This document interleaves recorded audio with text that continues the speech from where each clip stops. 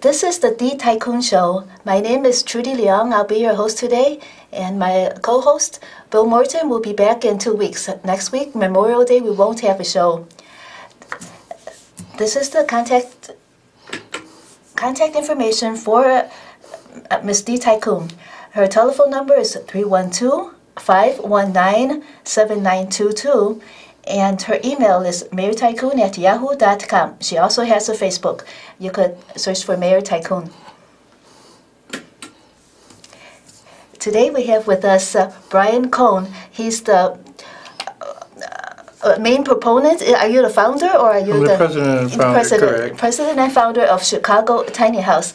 Welcome, Brien. Thank you. Glad to be here. Glad to have you because Brien and I and Bill Morton were at the service fair about the Rogers Park Chamber of Commerce service fair about 2 months ago. Right. And we were tabling there. You were tabling there, and yeah, we had a good time there. Yes, yes.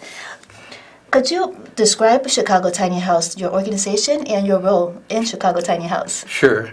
Again, my name is Brien Cron. I'm the president and founder of Chicago Tiny House. And what we're aiming to do is to try to bring tiny houses to Chicago to create communities of veterans, homeless veterans, and also homeless people throughout Chicago. What inspired you to start Chicago Tiny House? Was it on account of other communities that were tiny houses that were successful elsewhere, or it was just a need over here? It's always a need. Well, there's always a need anywhere in Chicago. Homelessness is on a steady increase for the last 3 years. So, but the original reason why we came about was that we used to advocate for the bridges. Homeless people under the bridges of Wilson Avenue and Lawrence Avenue on the city's north side. And what I mean by that is that we used to bring food, tents, all kinds, and just basic camaraderie for the people underneath the bridges. And unfortunately last year, or actually a year and a half ago, the city came up with a new legislation and decided that it was time to split up Tent City, which displaced roughly 80 to 90 people from the bridges. And since we didn't have a legal representation at that time, we decided to come up with Chicago Tiny House as an avenue to help with the homelessness here in Chicago. You mentioned to me earlier about your volunteers building Chicago Tiny Houses. Are you able to have some of the homeless people that you helped volunteer with you to build skill set for them to progress into employment? Well, you're basically talking about two different things there. Volunteering is one thing, and creating skill sets for people is a completely different issue. But we are trying to incorporate both of those issues. If we ever get zoning passed for our tiny houses, we will have all the volunteers on board helping with the actual build. And even if the people that we are giving these houses to would like to help, we'd be more than happy to have them help build. For zoning, so Chicago has not allowed zoning, but other communities in the U.S. have. Those communities that have, did they also restrict the zoning before they agreed to it? Well, there wasn't ever zoning processes for tiny houses in any state. So this is a fairly new concept that's came about within the last couple of years to help with homelessness. For like one house that is built, just like one house on a lot, how many tiny houses could you build on that lot instead of one house? Well, on the standard lot that we'd like to build on, we discussed in depth with the city, and they would like to see 3 to 4 houses plus a career center. For volunteer center, community center, sorry. Yes. How much does it cost to build one tiny house, approximately? The cheapest that we can do, ADA compliant, would be about $25,000. And that would be And this money would be funded by donors? Yes, this would be privately funded. Who are your donors? Could you mention some names, or at least I'm not going to get into names, Yeah, but what we group of have people? we're soliciting donations from vendors, as well as corporate entities, as well as foundations right now. It costs $25,000 to build one tiny house. Correct. But what is the market value of a tiny house then? Well, the market value right now, there is no market value for any tiny house right now, unless you go to the public sector. Okay. What about the other communities in the U.S.? What is the closest one that has a tiny house community? Well, as far as I know, there's 13 new communities throughout the United States. The closest one to us would be the center in Wisconsin right now. In what town in Wisconsin? I Oh, that's okay. forgot what city it was. I apologize. No, that's okay. Who or which organization helped you initiate Chicago Tiny House? We have a couple of board members as well. I want to give a good shout out to Sarah Wendt. She's one of my executive secretaries. She's been with the program ever since day one. I mean, a lot of my friends that I work with that are advocates for the homeless, they help me tremendously. And then we also have about 350 volunteers right now that are signed up to help whenever we get zoning passed. What is the background that you have and that Sarah has that helps you in your work for Chicago Tiny House? Well, the main there isn't really a requirement or a set of guidelines, but I feel that my religious faith, my community,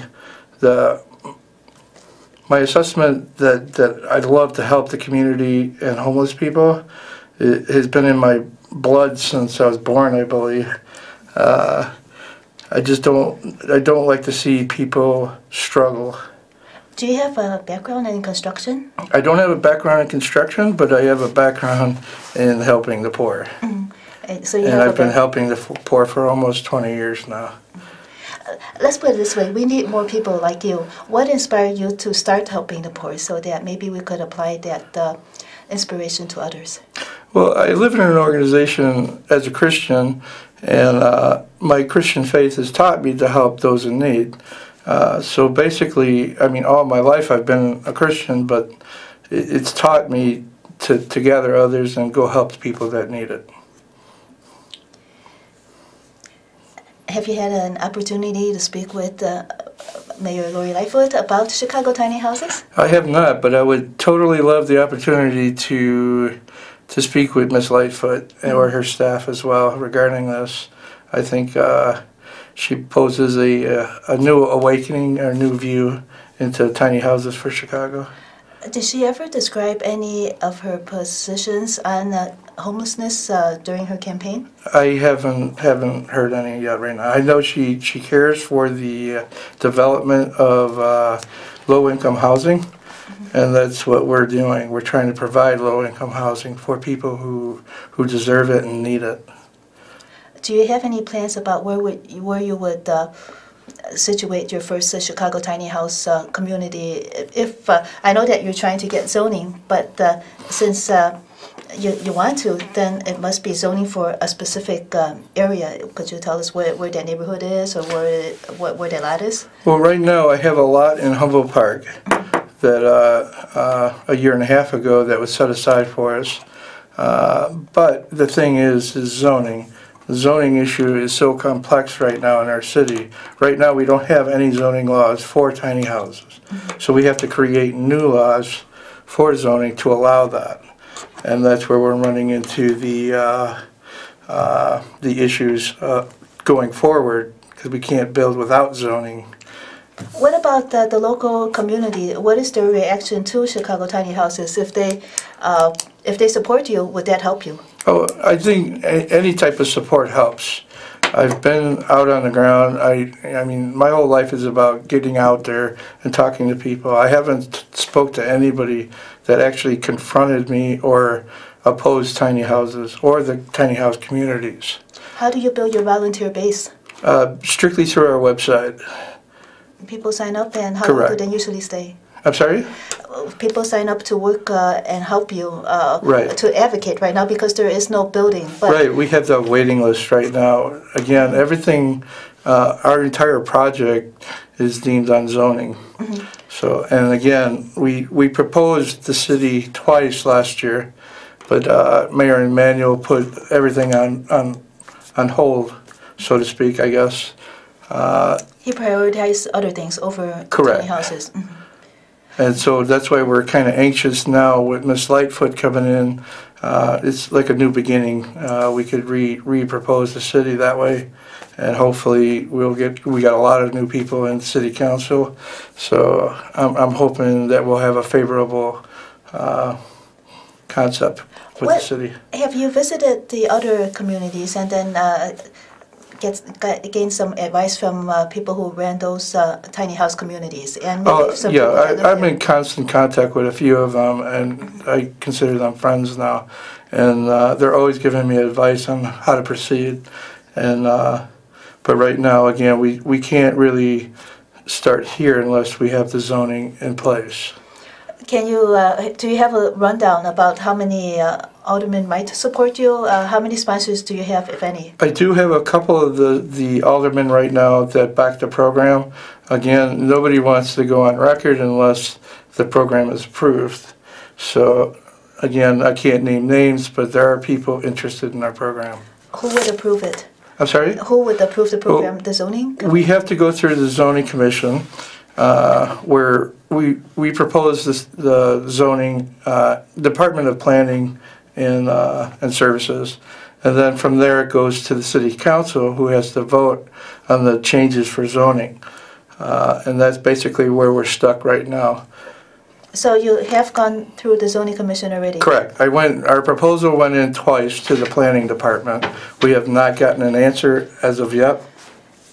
Again, last year when we put in our second proposal, it was stalled by Mayor Emanuel, and we haven't heard anything back since. What grounds did he have to stall it? There was no grounds. He didn't even give us a reason.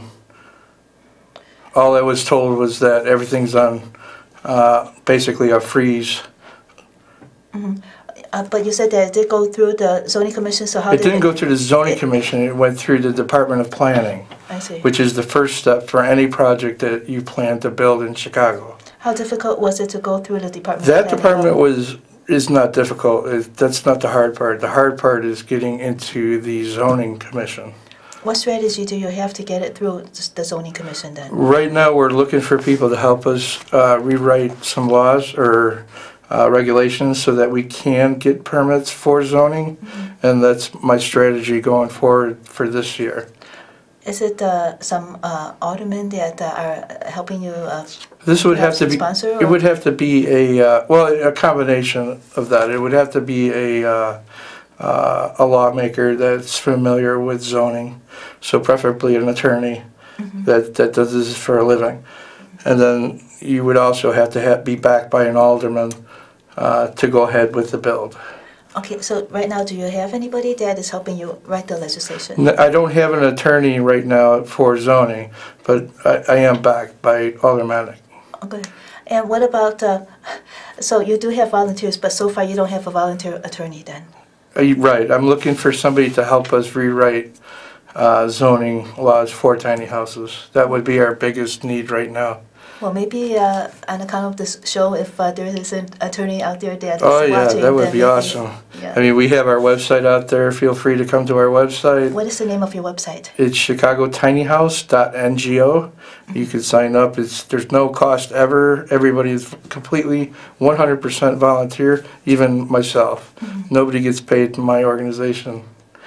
And then how many hours do you work a week in I work, volunteering? this is my life work right now. I've created this, so I'm not going to stop until it's done. So I work on this endless hours. Is it more economical to build a tiny house community, or is it more economical to build on various empty lots throughout the city? If you were able It's to more go through economical if we zoning. do a community, because then of course, we'd be helping a lot more people. is it impractical to demolish those uninhabitable buildings and build on those lots? How much does it cost to demolish? Demo is always expensive, no matter where you are.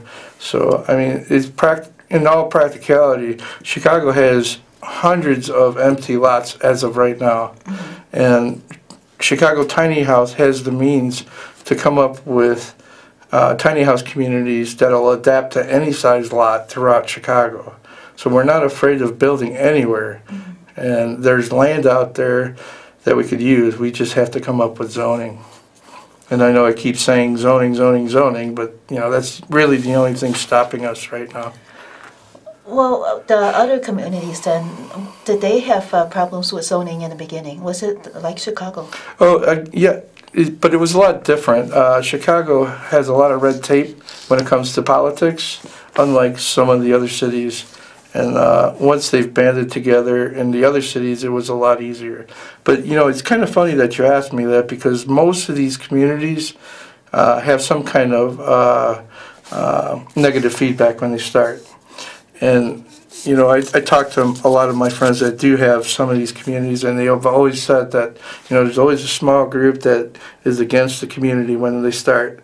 But once they build and see the good that comes out of these communities, they totally change their mind in a second, and they become advocates for the community, which is amazing.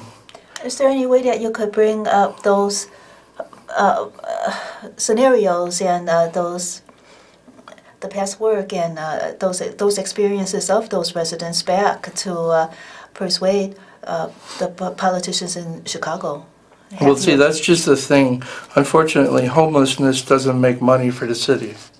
And it takes groups, advocacy groups like ours, to step up and tell the city, you know what, I don't mind helping out these people. That's our job. Let us take care of it. But, you know, Chicago being so big, I understand, you know, that homeless people fall through the cracks. And they have little people, people that don't help them on a regular basis. And that's what, and then other people have, they have views of homelessness, like if it was a disease or if it was a negative thing, you know, on the city. Me and you could be homeless tomorrow in this world. I mean, there's a famous saying, you're only $1 short, you know, of being homeless yourself. And I truly believe that, and this is why, you know, we really have to change this stigma of homelessness from a disease to actually helping people.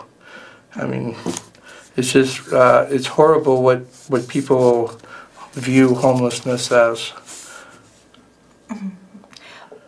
Well, it doesn't, helping the homeless doesn't make money, and even building, having tiny house communities do not make money for those other communities, but they were able to forge ahead and accomplish those communities. So, right.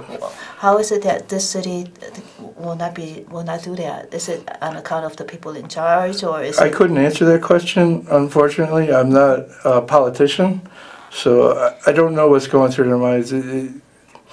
Again, it could be an old world view, if you ask me. I mean, homelessness doesn't pay the bills. People don't mind helping for homelessness, but they don't want it in their backyard. So in those other communities, those other tiny house communities, they were also meant to help homeless people too, or was it just to help provide very affordable housing? It was strictly to help homeless people at first. And then, I mean, the tiny house is providing adequate low-income housing for anybody's need right now. There's a difference between need and want, and we're fulfilling a need, not a want. So when you when those other communities, how much is homelessness reduced when a community has built a tiny house community? Do you have any figures about how much homelessness is reduced in those communities? I don't have the actual figures just with me, but I mean, let's think about it. I mean, if you've got 20 homeless people off the street, into a program that's providing for their mental health, for their daily needs, food, income, job assistance, they're going to learn something. If you just throw them in an apartment without surround services, they don't learn anything.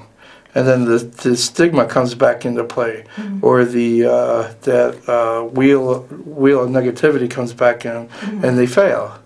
But with proper surround services, you're actually teaching somebody again, and they value their lives again. I mean, people want to own their own home. It's just second nature. I would feel more prideful if I had my own house to take care of, and I know for sure and for a fact that that's how they feel. You know. In past shows, our guests have discussed political engagement, civic engagement, and how short that is in our community. Have you seen how tiny house communities have helped those residents become more engaged in politics? Have their lives improved enough so that they see how important it is to become civically engaged? Well, of course. I mean, community is community. It teaches you to help people in need. It strengthens a community. It's like the old-fashioned feeling. When I grew up here in Chicago, everybody stuck together. You know, the whole neighborhood came together and helped each other. What neighborhood did you grow up in? In Brighton Park. So, and now I live in Uptown. So I've been here all my life, except for when I was in the service. So. In those communities, the successful tiny house communities, do you know whether or not those residents became employed? How did every member change? That's gone through proper training through a homeless community, tiny house community, has found gainful employment and has access to social services as well as case management, and which actually strengthen that person and to succeed in life. Are some of the volunteers in those tiny house communities, are they employers that come in to offer jobs to these homeless people that now are homeowners? I think that's what their caseworkers are doing. They're not actually advocates or employers. They're actually advocates for homeless that are starting these communities elsewhere. And they reach out to other services or organizations that provide these needs. And again, we're not reinventing the wheel here. This process has been duplicated over and over and over. We're just trying to bring it to Chicago. Yeah, I understand that. That's why I'm hoping that you could describe it so that our viewers right, and again, can see it's just basically a network of nonprofits or organizations that are stepping up to the table to help people. I mean, social services, mental health, job training, even little things like budgeting. I mean, all these are really important to somebody's success. Budgeting from suddenly they're employed now, and right. So how do they budget their well, that's the thing. You need to reteach money skills, financial skills to people. I mean, some people have never even opened up a bank account. They don't know how to save money. They don't know how to put money away for rent. They don't know how to put money away for food or for clothing. These are essential skills that people need to succeed in life. Do you know of any residents in these successful tiny house communities that have progressed enough to move out? I do. I mean, there's 13 communities that I know that people are succeeding through, so it works. And what section of the country are these communities They're most all concentrated? Over. They're all over. They're really scattered. It's not like, I mean, New York's got one. There's they're all over. Seattle was one of the first innovators that came up with it, so it was just a blessing to see all these communities come up. Do you know which one was the first one? To my knowledge, I saw Seattle first, so, but I'm not saying they were the first. I don't really know who was the first, but. Well, you must have spoken with the fellow founders of tiny house communities like yourself. What do you have in common besides the need to help someone? Just passion. Passion is what guides me. You have to be able to not accept no. because you're going to get a lot of no's on in this type of work, and not giving up, following your dream to help people, getting people off the street. That's what's important to me. Mm-hmm. Is there? I know that you first have to go through Chicago. Is there any way that higher levels of government can step in to help, such as the state, the federal level? I'm not sure. I've written to their congressman and our senator, but I've not received anything back. Who have you written to? I'm sorry? Who have you written Our to? congressman for the district. I don't know, have the name right off in front of me. But that's okay. Mm-hmm. Okay, so you have written, and I think it was Mr. Durbin, and I forget her name. I apologize. You mean Jen Schakowsky? It sounds familiar, but I'm not sure if it was her or not. Mm. Have you ever considered visiting these congressmen and Illinois legislators at their office? I don't have the capital to go down to Springfield just for an interview. I see. Mm. And but I would love to meet. I mean, if I knew I could meet these people, I would love to talk to them. I'd be more than open to schedule any type of meeting anywhere. So, who do you find is your strongest advocate in government for homelessness right now? I'm praying to God it's going to be Lori Lightfoot right now, because she has the ability to pull the strings and move this project forward. Mm-hmm. But before she appeared on the scene, you didn't have any. I didn't have anybody really. It was just myself and my organization really advocating hard for tiny houses. And I mean, I'm not the only group that's trying to do something like this. There's 2 other groups that are trying, that have stalled as well. So meanwhile, we're waiting for zoning. What about those 80 to 90 homeless people that have been displaced from Tent City? Unfortunately, they've just been displaced. Some of them moved on to other shelters. Some were able to get housed through the Tent City eviction, but not all were housed. Right now, at any given time, there's over 82,000 homeless people on the streets of Illinois. Of that number, 36,000 U.S. vets are homelessness in Chicago right now. Are there any, I think the previous show, yes, are there many veteran organizations that are specifically dedicated to helping homeless vets, and are those organizations working with you? There are a few. I mean, the government does have options for vets, but unfortunately some of the vets they don't qualify for housing, or they make too much money for the housing, or something's going on. I don't know the exact reason, but something is wrong there. Something is not right with the program that's being offered, because right now 36,000 vets are in our city homeless as of right now, and that is just not right. Yes, we need to change that.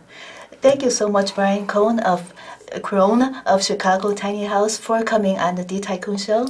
Again, my name is Trudy Leong, and Bill Morton will be back in 2 weeks to resume hosting the show. This is the D-Tycoon Show. This is the Facebook of Mayor Tycoon for more information about this wonderful lady that helps provide this show.